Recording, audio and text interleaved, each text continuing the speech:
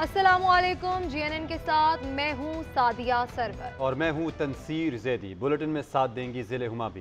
Headlines आप मुलाहिजा कर चुके हैं, बुलेटिन का बाकायदा आगाज़ करते हैं। सबसे पहले आपको बताएं कि मरीम नवाज पर कत्ल की सुपारी देने के इल्ज़ाम के खिलाफ FIA का नोटिस। शेर Afzal Marwat Islamabad FIA cyber crime wing के सामने पेश हो गए। इसी पर मजीद बात कर लेते हैं उस्मान बट से। जी उस्मान, बताए गए इस हवाले से।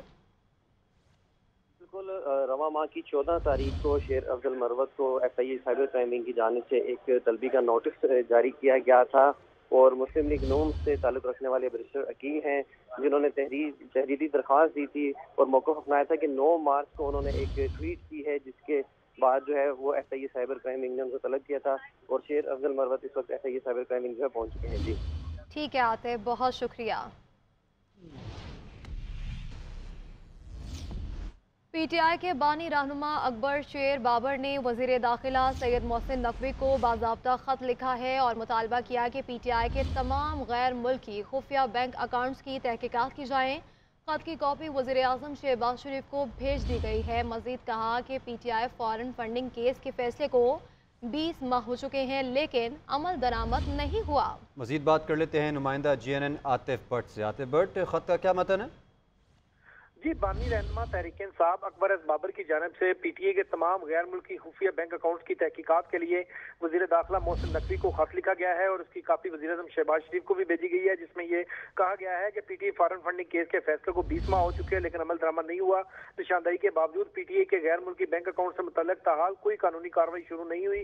गैर कानूनी गैर मुल्की खुफिया बैंक अकाउंट्स का मुल्क दुश्मन कार्रवाइयों से इस्तेमाल जो है वो खारिज इम्कान नहीं है। PTA की गैर कानूनी गैर मुल्की फंडिंग साबित होने के बावजूद इस कौमी सलामती के मामले पर मुफस्सल और भरपूर कानूनी कार्रवाई सामने नहीं आई, जो परेशान कुन अमर है। 2 अगस्त 2022 को फॉरेन फंडिंग केस में इलेक्शन कमीशन के फैसले के तमाम पहलुओं पर मुकम्मल अमल दरामद कराया जाए। किसी भी सियासी जमात का बैरूनी ममालिक में बैंक अकाउंट खोलना और खुफिया रखना जुर्म है। इन तमाम पाकिस्तानी शहरियों के खिलाफ भी कानूनी कार्रवाई की जाए जो इन खुफिया गैर मुल्की और गैर कानूनी अकाउंट को इस्तेमाल करते हुए। जी आतिफ भट्ट, इस हवाले से आप हमें तफसीलन अपडेट कर रहे थे, आपका बहुत शुक्रिया।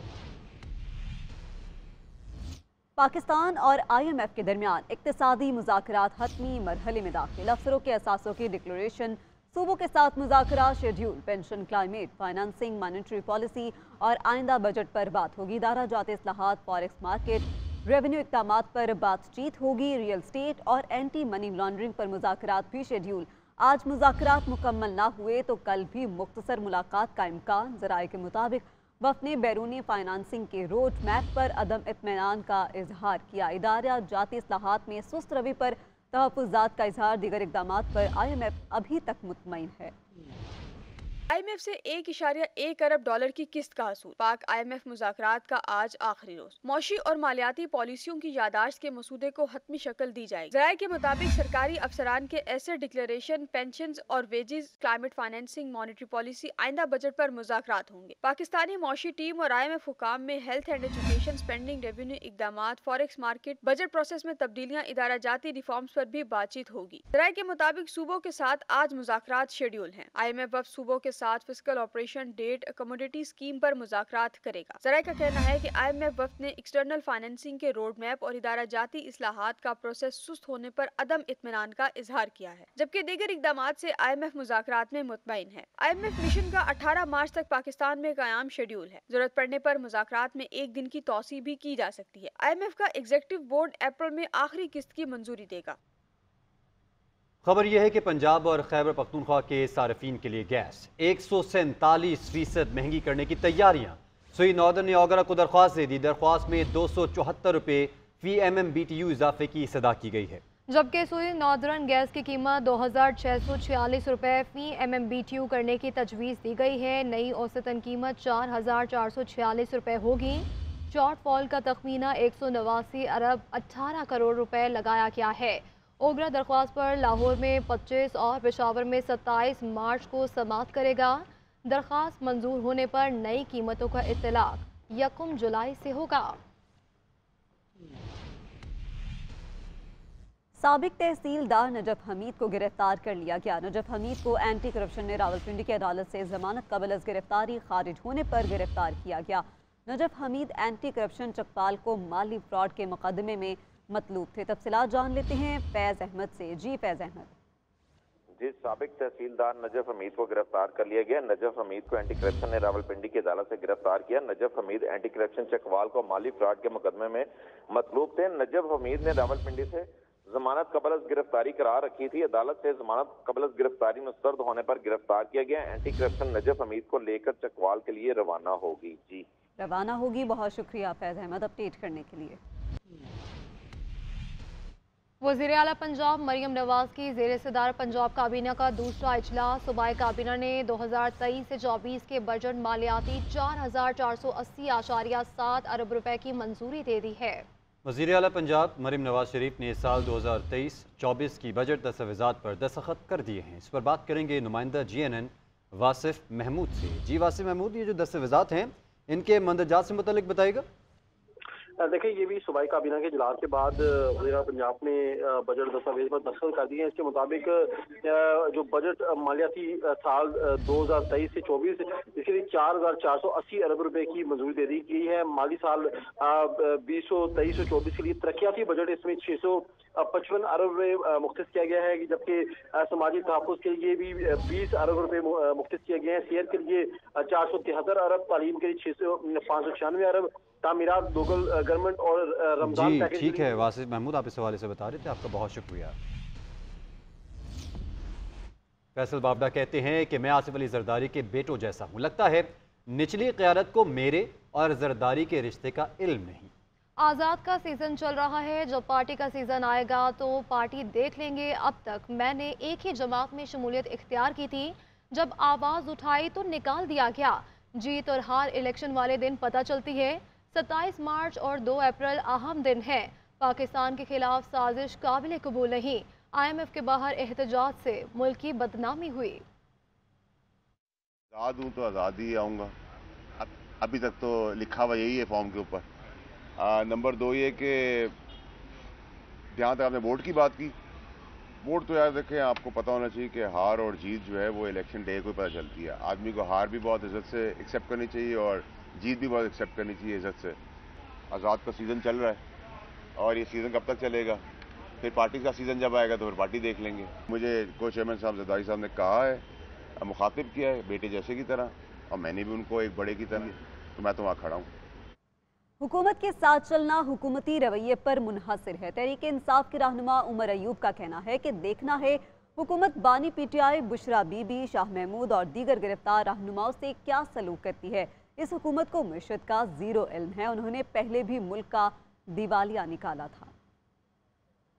चलने का कोई इस वक्त ऑपोजिशन का काम जो है वो डिपेंड करता है कि उनका रवैया हमारे महबूब कायद वज़ीर-ए-आज़म इमरान खान साहब, बुशरा बीबी, हमारे जो पाबंद सलासल साथी हैं शाह महमूद कुरैशी साहब, सारे उनके साथ क्या होता है, और परवेज़ इलाही साहब के साथ हमारी ख़वातीन जो पाबंद सलासल हैं उनके साथ क्या होता है। उनको 0/0 समझ है इकॉनमी का, ठीक है, किसी किस्म की समझ नहीं है। उन्होंने मुल्क का दिवालिया पहले भी निकाला था। सुन्नी इत्तेहाद काउंसिल के सरबराह साहबजादा हामिद रजा का कहना है कि PTI रहनुमाओं को बता दिया, बातें कोर कमेटी में करें। मीडिया मत खेले। GNN से खुसूसी गुफ्तगू करते हुए इनका कहना था कि मुल्क की खातिर पार्लियामान में बैठने का फैसला किया। PTI की सुन्नी इत्तेहाद काउंसिल में शमूलियत बानी PTI और कोर कमेटी का फैसला था। IMF के बाहर एहतजाज में इदारों के सरबराहन की तस्वीरें नहीं लगानी चाहिए। इस्टेब्लिशमेंट से हमारी कोई लड़ाई है, ना लड़ सकते हैं। इदारों की बदनामी नहीं होनी चाहिए, बोले हुकूमती सेटअप मुद्दत पूरी नहीं करेगा। एक बात की तसल्ली रखें कि ये सीटें इमरान खान की हैं, ये मैंडेट इमरान खान का है, ये उसी के पास ही जाएगा। मेरा ट्वीट जो था, चूंकि उसके बाद ये एक तलातम बपा हुआ, वो शेर अफजल साहब के बारे में नहीं था। और शेर अफजल साहब ने भी कल रात प्रोग्राम में वजाहत कर दी कि वो बेसिकली सुन्नी इत्तेहाद काउंसिल को डाउट नहीं कर रहे थे। वो कंसर्न थे कि MWM का फैसला क्यों तब्दील हुआ। कोई डिफरेंस ऑफ ओपिनियन नहीं है। कल आपने चेयरमैन गौर खान साहब की गुफ्तगू सुनी, जितने कोर कमेटी के मेंबर्स आपने तमाम की बात सुन ली, तो मेरा ख्याल उन सब लोगों ने इस फैसले को सपोर्ट किया। पीपल्स पार्टी जो है वो आईनी सीटों पर कब्जा कर चुकी हुई है and they have outplayed PMLN। मियां साहब को इख्तिदार से निकाल दिया गया, उस बेचारे पे तो अब तरस ही आता है उसकी शक्ल देख के। मियां साहब के घर से धोखा हो गया। तो इस ब्रूटल पॉलिटिक्स में दिल नहीं होता। बेटी ने अपने वालिद की कुर्बानी दे दी, तो अब मियां साहब बाहर किसी के ऊपर क्या उंगली उठाएंगे? एहतजाज से आप किसी को भी नहीं रोक सकते जब तक कि वो आईनी कानूनी हदूद के अंदर और इखलाकी हदूद के अंदर हो। जहां तक इदारों के सरबराहान की तस्वीरें लगाना है, मैं बहरहाल इस अमल को सपोर्ट नहीं करता, क्योंकि ऐसा कोई भी अमल जो है वो इदारों की बदनामी का सबब बनता है। उनके साथ अब जो मुखालफत थी वो सियासी नहीं रही, वो जाती दुश्मनी की हद तक बदल गई, लेकिन उन्होंने एक ग्रेस का मुजाहरा किया। ख्वाजा आसिफ से और इन जैसे लोटों से उसने अब ज्यादा ग्रेस दिखाई। उसने अपने ना सिर्फ रिजल्ट को तस्लीम किया बल्कि उसमें धांधली नहीं करवाई। तो जेल जाने से पहले खान साहब ने मेरे से कमिटमेंट ली थी कि राजा नहीं पहुंचे। ब्रेक के बाद आपको बताएं कि सुप्रीम कोर्ट में बिजली के बिलों में इजाफे टैक्सेस के खिलाफ दरखास्तों पर समाअत हुई। अदालत ने वफाकी हुकूमत समेत तमाम फरीकैन को नोटिस जारी करके केस की मजीद समाअत 25 अप्रैल तक मुलतवी कर दी। बात करेंगे नुमाइंदा GNN इकरामुल्लाह जोया से। इकरामुल्लाह जोया, क्या तफसीलात हैं आपके पास? लेकिन सुप्रीम कोर्ट में बिजली के बिलों में जो टैक्सेस हैं और एक्स्ट्रा टैक्सेस के खिलाफ दरखास्तों पर समाअत हुई है। समाअत जो है जस्टिस मंसूर अली शाह की सरबराही में 3 रुकनी बेंच ने की। सुप्रीम कोर्ट ने दरखास्तों पर वफाकी हुकूमत समेत तमाम फरीकैन को नोटिस जारी कर दिए हैं। दरखास्त गुजार इदारों पर रजिस्ट्रेशन का कानून लागू नहीं होता, वकील दरखास्त गुजार की जानिब से मौके इख्तियार किया गया, जबकि कानून के मुताबिक जो फर्दर टैक्स हैं और एक्स्ट्रा टैक्सेस जो हैं उसकी रजिस्ट्रेशन ना करवाने वाले इदारों पर लागू होता है। वकील ने मौके इख्तियार किया, जबकि ये भी कहा गया कि GST हमारे इदारे पहले ही अदा कर रहे हैं और आधा टैक्स देना है, आधा नहीं। अजीब बात है। जस्टिस मंसूर अली शाह की जानिब से रिमार्क्स आए, जबकि जस्टिस मंसूर अली शाह की जानिब से ये भी कहा गया कि आप तो कहीं कि कोई भी टैक्स नहीं होना चाहिए और नोटिस कर रहे हैं, और केस की जो मजीद समाअत है वो 25 अप्रैल तक मुलतवी कर दी गई है। बहुत शुक्रिया आपका इकरामुल्लाह जोया।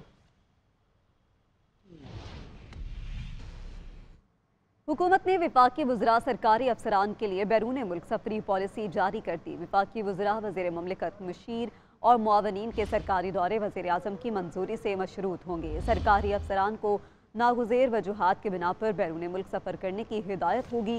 सरकारी अफसरान के बैरून मुल्क दौरों के दौरान 5 स्टार होटल में क़याम पर पाबंदी आयद कर दी गई है।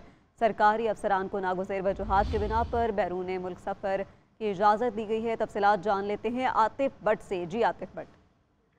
जी, वफाकी हुकूमत ने वफाकी वज़रात सरकारी अफसरान के लिए बैरून मुल्क सफरी पॉलिसी जारी कर दी है। सरकारी अफसरान को नागज़ीर वजूहात की बिना पर बैरून मुल्क सफर करने की इजाजत होगी और यह हदायत जारी की गई है। सरकारी अफसरान के बैरून मुल्क दौरों के दौरान 5 स्टार होटल में क़याम पर पाबंदी आयद की गई है। मुआवन स्टाफ के बैरून मुल्क सफर करने पर पाबंदी आयद की गई है। बैरून मुल्क दौरों पर टेली कॉन्फ्रेंस को तरजीह दी जाए, यह हदायत जारी की गई है। वफाकी वज़रा वज़ीर ममलिकत मुशीर और मुआवनीन के सरकारी दौरे वज़ीर आज़म की मंजूरी से मशरूत कर दिए गए हैं। Secretaries, additional secretaries, in charge division के सरकारी दौरे भी वज़ीर आज़म की इजाजत से मशरूत कर दिए गए हैं। 20वें या ऊपर के ग्रेड के अफसरान और 3 मेंबरान के वफ्द की इजाजत मुतल्लिका वजीर से ली जाए। 3 से ज़ायद रुकनी वफ्द के सरकारी दौरे की इजाजत वजारत खजाना और वजारत खारजा के जरिए वज़ीर आज़म से ली जाएगी। नागज़ीर वजूहात के बगैर दौरों की इजाजत में जो है वो नहीं दी जाएगी। बैरून मुल्क दौरों की तमाम तफसीलात वजारत खारजा को फराहम करना लाजम करार दिया गया है। वजीर और सेक्रेटरी के एक ही वक्त बैरून मुल्क दौरों पर पाबंदी आयद कर दी गई है और इस तस्ना के लिए मुतल्लिका वजीर या डिवीजन को वज़ीर आज़म से हदायत लेने होंगी। बैरून मुल्क कॉन्फ्रेंसेज में। ठीक है, बहुत शुक्रिया आतिफ भट्ट।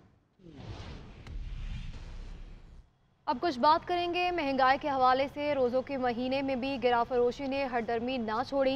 कराची की सब्जी मंडी में दाम कम हो गए, परचून मार्केट में कीमतों में कोई फ़र्क ना आया। फैसलाबाद में सरकारी निर्खनामे का मजाक मामूल बन गया। इस्लामाबाद के सस्ते बाजार भी महंगाई बांटने लगे। मज़ीद जानते हैं इस रिपोर्ट में। माह सयाम में महंगाई की अफरियत सब कुछ निगलने लगा। कुछ अशिया के दाम हुए मगर सम्राट दुकानदार ले उड़े। जिला इंतजामिया जुबानी जमा खर्च में मसरूफ। कराची की सब्जी मंडी और परचून मार्केट की कीमतों में बड़ा फर्क पैदा हो गया। मंडी में सब्जियों की कीमतें कमी के बावजूद दुकानदार गिरा फरोशी में मसरूफ हैं। शहर में 300 रुपए में मिलने वाला प्याज मंडी में 175 से 225 रुपए किलो तक दस्तयाब है। टमाटर भी दुकानों पर 105 से 150 रुपए, जबकि मंडी में 75 से 80 रुपए फी किलो मिल रहा है। फैसलाबाद में भी जिला इंतजामिया सरकारी निर्खनामे पर अमल करवाने में नाकाम है। यहाँ आलू 36 रुपए की सरकारी कीमत की बजाय 60 रुपए और प्याज 184 रुपए की बजाय 230 रुपए में बेचा जा रहा है। मैं ये नहीं समझ आता, हम रोजा किसके साथ रखें, छोड़ें किसके साथ। हमारे पास इतना नहीं होता पैसा। हर चीज डबल हो गई है। यही है कि लोगों का ख्याल करें कि इनके रेट चेक करें, कोई भी नहीं करता सर। शहर इक़्तिदार के सस्ते बाजारों में महंगाई हुकाम का मुंह चिढ़ा रही है। यहाँ टमाटर 5 रुपए इजाफे के बाद 110 रुपए किलो मिल रहा है। प्याज भी 262 रुपए फी किलो फरोख्त हो रहा है। अदरक 576, लहसुन 400 रुपए किलो दस्तयाब, सेब 300 रुपए किलो और केला 200 रुपए फी दर्जन में बेचा जा रहा है। शहरी कीमतों में कमी का मुतालिबा कर रहे हैं। कीमतें कम करें, इतनी महंगाई है, गरीब बंदा कहाँ से ले सकता है। इतनी चाहिए कि इनके रेट कम हो, क्योंकि हमारे वो गरीब लोग भी खा सकते। तारफीन ने मजीद मुतालिबा किया कि हुकूमत सरकारनामे पर मुकम्मल अमल दरामद करवा